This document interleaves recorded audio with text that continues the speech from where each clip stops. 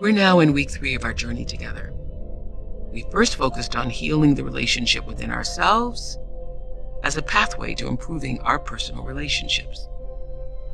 In week 2, we learned the importance of opening ourselves up to other relationships and bringing light to a difficult situation rather than trying to conquer it in darkness. And in week 3, our final week, we will expand our universal connection to bring peace to the community where we live, and ultimately the world we all share. Welcome to day 15, Connecting to the World. How can we begin to embrace and embody the true meaning of let there be peace on earth and let it begin with me? I've had the honor and privilege of spending time with Holocaust survivor and Nobel Peace Prize winner, the late Elie Wiesel. Being in his presence and exposed to his wisdom was one of the great blessings of my life. At the age of 15, Elie Wiesel endured unspeakable horrors as a prisoner in the Nazi death camp, Auschwitz. He told me, despite witnessing the worst of humanity, he still did not hate. He had also come to understand that the opposite of love is not hate, but indifference. I believe that. As an activist, Elie Wiesel traveled the world helping victims of atrocities. A journalist in Cambodia once asked him, "What are you doing here? This is not a Jewish tragedy." And he answered, "When I needed people to come, they did not. That is why I'm here." Elie Wiesel often said his favorite Bible verse was from Leviticus. "Thou shalt not stand idly by." Who do you need to stand up for? Where can you share your talents? How can you open your heart space to bring peace and healing? The world is waiting for someone just like you. We're going to listen to Deepak's insights on how we can better connect with the world. And then let's meditate together.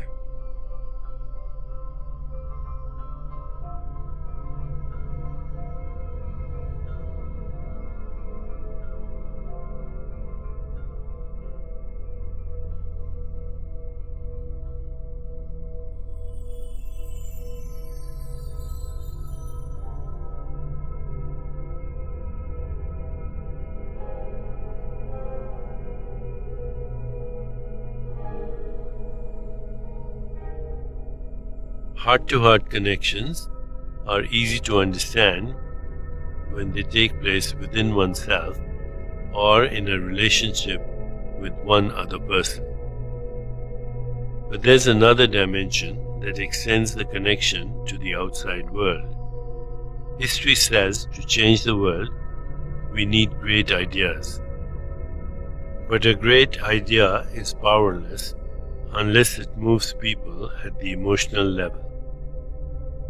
No matter what you call my world, which can be your extended family and friends, your city, your country, or all of humanity, the change that is possible must come from the heart.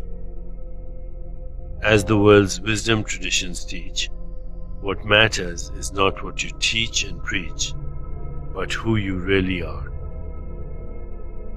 When you connect with anything, it's not a neutral act.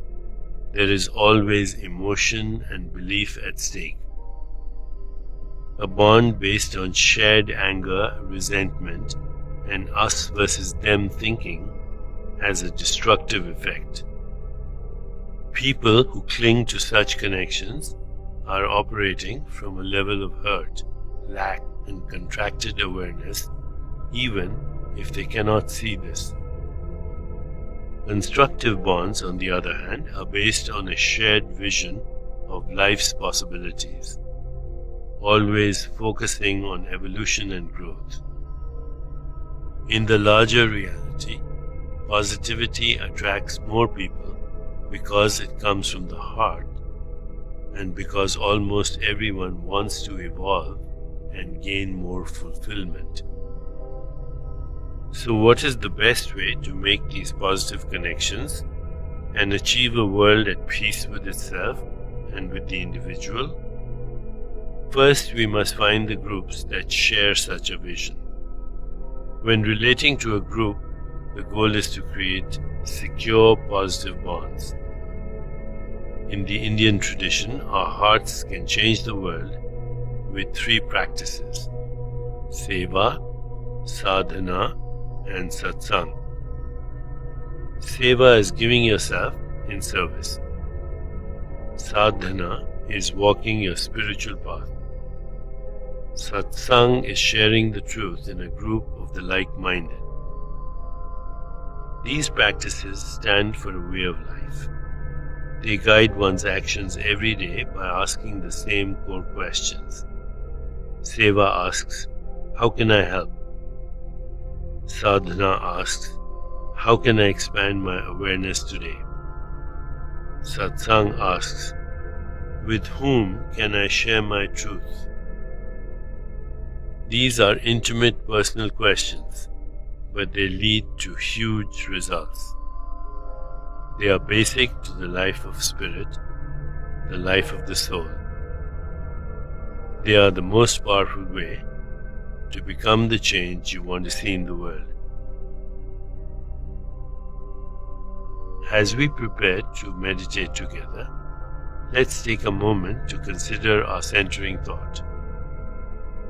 Every day I look for ways to live my vision. Every day I look for ways to live my vision. Now let's prepare for our meditation. Make yourself comfortable and close your eyes. Begin to be aware of your breath and just breathe slowly and deeply. With each breath, allow yourself to become more deeply relaxed. Now, gently introduce the mantra, Prasadaham. Prasadaham. This mantra aligns our awareness to the infinite generosity of nature and the process of giving and receiving blessings. This helps us attract those who share a similar vision of life. Repeat it silently to yourself. Prasadaham. Prasadaham. Prasadaham. With each repetition, feel your body, mind, and spirit open and receive just a little more. Whenever you find yourself distracted by thoughts, noises, or physical sensations, simply return your attention to silently repeating the mantra. Prasadaham. Prasadaham. Prasadaham. Please continue with your meditation. I'll mind the time, and when it's time to end, you'll hear me ring a soft bell. Prasadaham. Prasadaham. Prasadaham.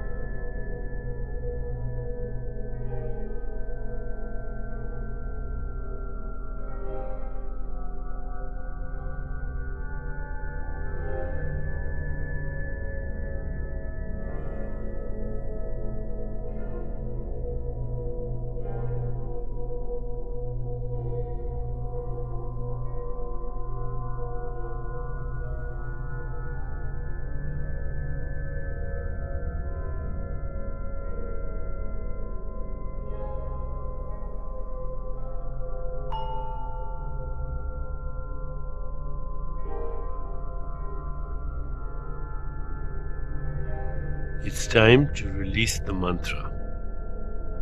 Continue to sit restfully, inhaling and exhaling slowly. When you feel ready, you can open your eyes.